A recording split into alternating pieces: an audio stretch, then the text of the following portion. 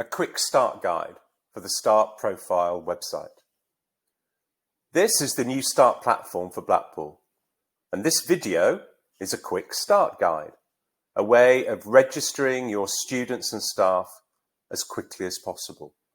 Also, how to let them choose their own passwords without you having to intervene.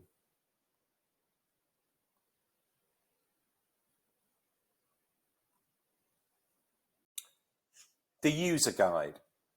All of this is covered in this user guide that breaks all the tasks up.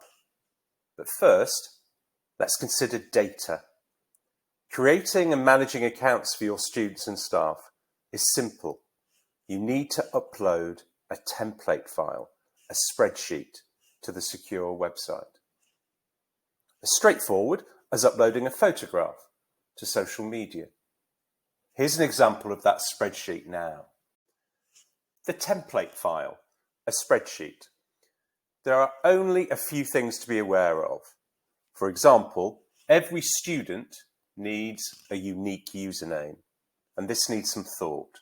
Start is a national website, so no two people in the country can have the same username, usually a combination of surname and school name.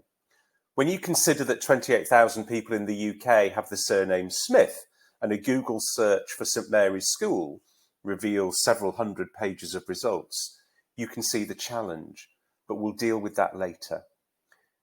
These other columns are the information we need for each student. It's not asking for anything you wouldn't expect. Date of birth, gender, unique identifiers. And the user guide goes into all the detail you need. One particularly special field, if you like, is optional, but many schools find it very useful.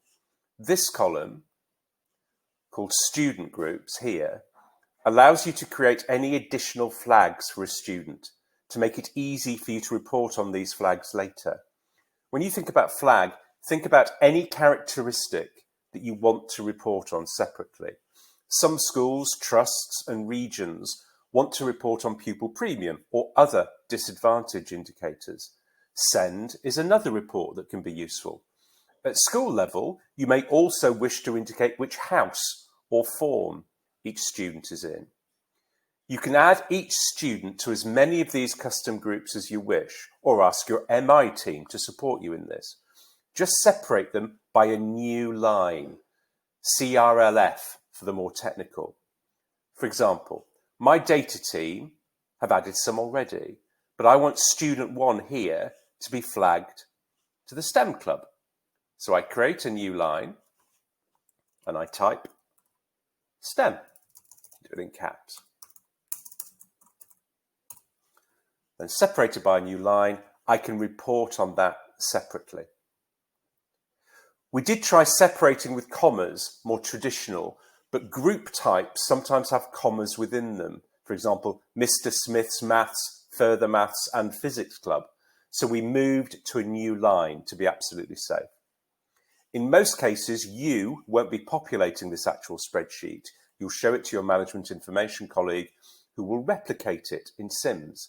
Just make sure that the column headings match the Start original and you're good to go.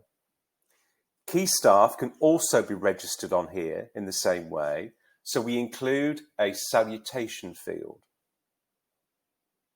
Their first names won't appear anywhere. You will also notice the word home under postcode. This is to remind me to mention that capturing the home postcodes of students, not the school postcode, will mean we can work with your local authority and other partners to provide extra support, such as the National UniConnect scheme. But here is the toppest of top tips. Remember when I mentioned unique usernames? Here's how you make the headache of potential duplicate usernames go away. Lots and lots of John Smiths in your school, or John Smith St Mary's all over the country. Use their school email address. By definition, it will be unique because every school domain must be unique. This is why so many school email addresses are so long. and include the county name, etc.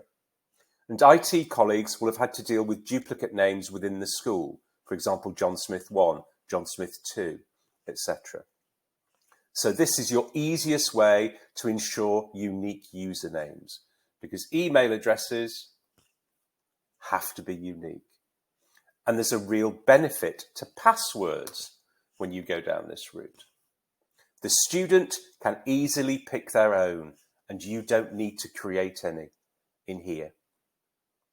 We've made a separate video if your school doesn't give students an email address. There are various options you can consider.